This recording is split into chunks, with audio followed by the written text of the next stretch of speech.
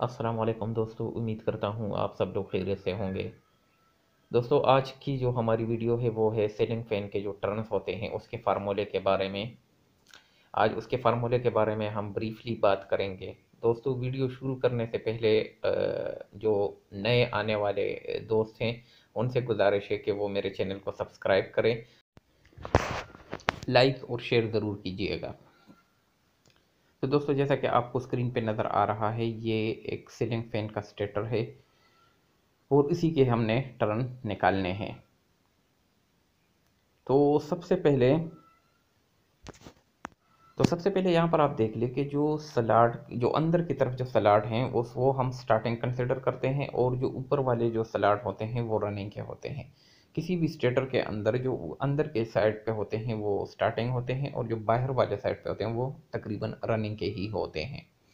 तो यहाँ पर भी आप देख लें कि जहाँ पर ये कर्व का निशान बना हुआ है सलाड में, ये हमने उसकी पैमाइश करनी होती है स्केल से। किसी भी एक सलाड की जो स्टार्टिंग के अंदर या रनिंग में जो भी होगा, तो सबसे पहले हमने उसकी पैमाइश करनी होती है।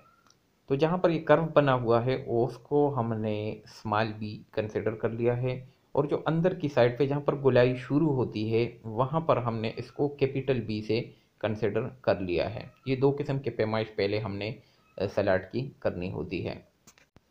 तो यहाँ पर दोस्तों भी आप देख लें कि जो रनिंग के जो सलाड हैं उसमें गोलाई वगैरह कुछ भी नहीं है।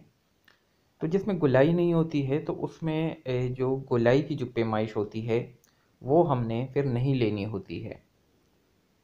अभी यहाँ पर आप देख लें कि जो स्मॉल बी से लेके जो कैपिटल बी तक जो इसकी हाइट बनती है मैंने यहाँ पर उसको कैपिटल जो एच है उससे मैंने कंसिडर कर लिया है, और जो नीचे की साइड पे जो इसकी गोलाई की जो हाइट है उसको स्मॉल जो एच है उससे कंसिडर कर लिया है।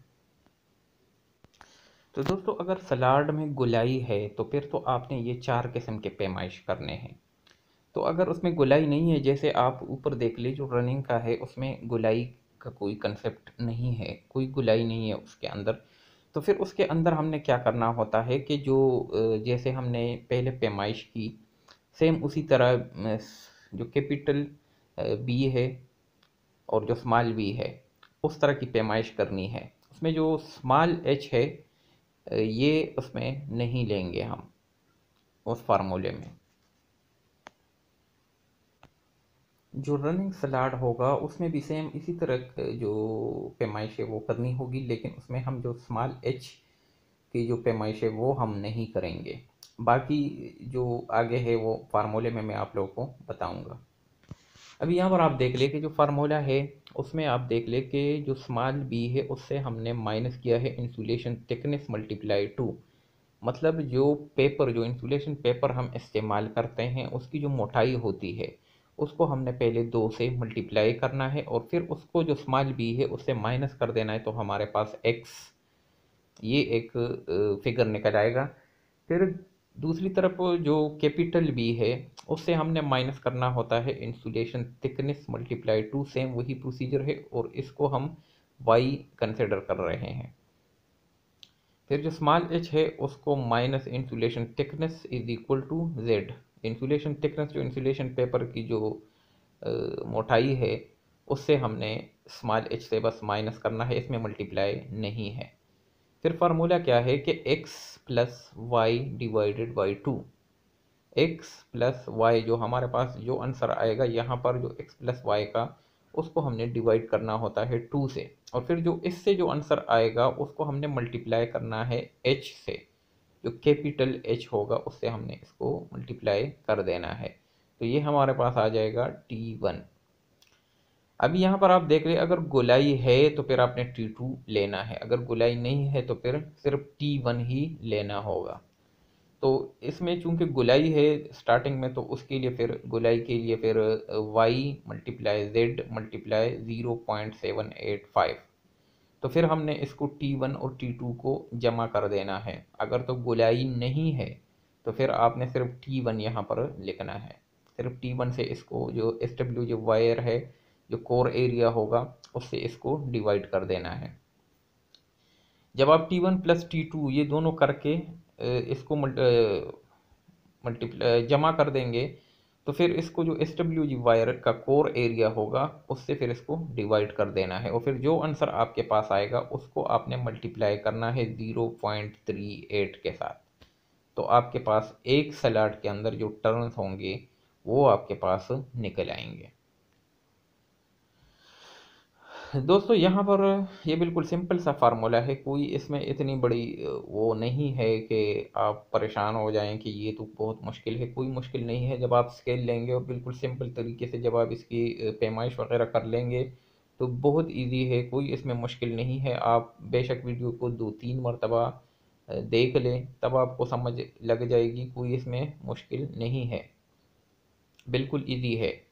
जस्ट आपने जो पैमाइश करनी है वो बिल्कुल आपने एक्यूरेट करनी है, क्योंकि इसमें जो मिलीमीटर 1-2 मिलीमीटर के फ़र्क से भी इसमें काफ़ी फ़र्क आ जाता है। तो आपने जो पैमाइश करनी है वो आपने जो सलाद की पैमाइश होगी वो बिल्कुल एक्यूरेट करनी है। दूसरा मैंने आपको बता दिया है कि अगर उसमें गोलाई नहीं है तो फिर आपने सिंपल बस T1 से डिवाइड करना है SWG वायर का कोर एरिया। इसका टेबल मैंने कुछ वीडियो में भी दिया हुआ है, डिस्क्रिप्शन में उसका लिंक भी दे दूंगा।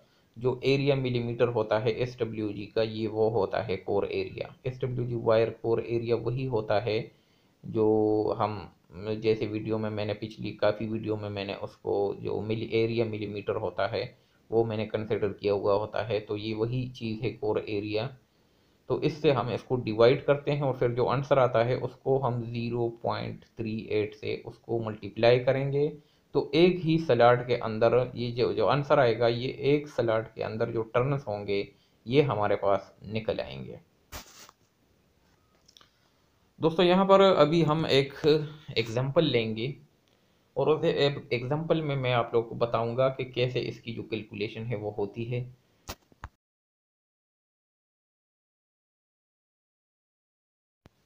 तो भी दोस्तों यहाँ पर आप देख लीजिए, ये एक एग्जांपल है। इसमें जो स्मॉल बी है वो 7 mm है और जो कैपिटल बी है वो 11 mm है। जो कैपिटल एच है वो 13 mm है और जो गोलाई की जो हाइट है वो 4 mm है। इंसुलेशन जो थिकनेस है वो है 0.8 मिलीमीटर। तो जैसा कि फार्मूले में मैंने बताया हुआ था, तो 7 माइनस 0.8 मल्टीप्लाई 2, जो इंसुलेशन थिकनेस है उसको हमने 2 से मल्टीप्लाई कर दिया और उसको 7 से जो 7 है उससे हमने माइनस कर दिया, तो 5.4 जो हमारे पास वहाँ पर एक्स्ट्रा वो निकल आया। फिर इसी तरीके से सेम 11 माइनस 0.8 मल्टीप्लाई 2, 0.8 मल्टीप्लाई 2 जब हम इसको मल्टीप्लाई करेंगे तो 1.6 आएगा, और इसको जब हम 11 से माइनस करेंगे तो हमारे पास आंसर जो आएगा 9.4, जो वाई है जो हमने फार्मूले में कंसिडर किया था वो हमारे पास आ जाएगा। फिर जो इंसुलेशन थिकनेस है उसको हम माइनस करेंगे 4 से। जो हाइट है इसकी, जो गोलाई की जो हाइट है जो स्मॉल एच है, उससे जब हम इसको माइनस करेंगे तो हमारे पास आंसर जो आएगा 2.4, जिसको हम जेड कंसिडर कर रहे हैं। बिल्कुल उसी तरीके से जैसे फार्मूले में मैंने बताया था, 5.4 मतलब 5.4 प्लस 9.4 डिवाइडेड बाई 2। तो इससे जो आंसर आएगा उसको हमने 13, जो एच जो कैपिटल एच है उससे हमने इसको मल्टीप्लाई कर दिया, तो जो आंसर हमारे पास आ गया 96.2, जो T1 जिसको हमने लिया हुआ था फार्मूले में। फिर बिल्कुल सेम उसी तरीके से अगर आपके पास उस गोलाई वाला सलाड है तो फिर दूसरा T2 हम निकालेंगे। T2 के लिए 9.4 मल्टीप्लाई 2.4 मल्टीप्लाई 0.785।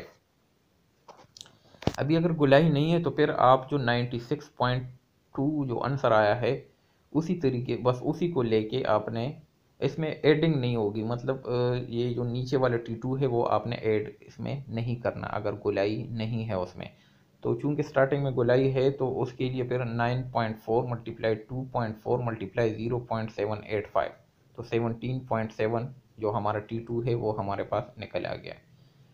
फिर क्या करना है, 96 जो T1 और T2 है इसको हमने आपस में जमा कर दिया, ऐड कर दिया। 96.2 मल्टीप्लाई 17.7, और जो 32 SWG है इसका जो कोर एरिया है, जो एरिया मिलीमीटर है वो है 0.0591। तो इससे हमने इसको डिवाइड करना है।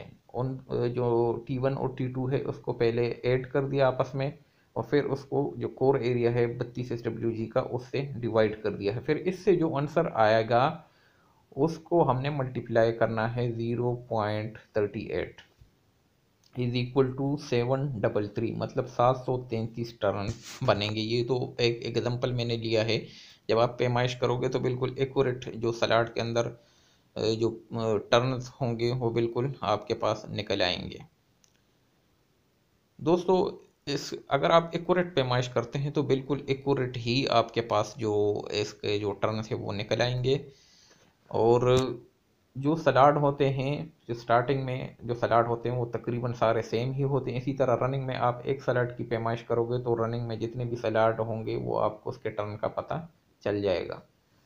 दोस्तों ये तो थी सीलिंग फैन की जो टर्न्स का फार्मूला। तो दोस्तों अगर वीडियो आपको पसंद आई हो तो लाइक करें, शेयर करें और कमेंट्स करें। Thank you. अल्लाह हाफिज़।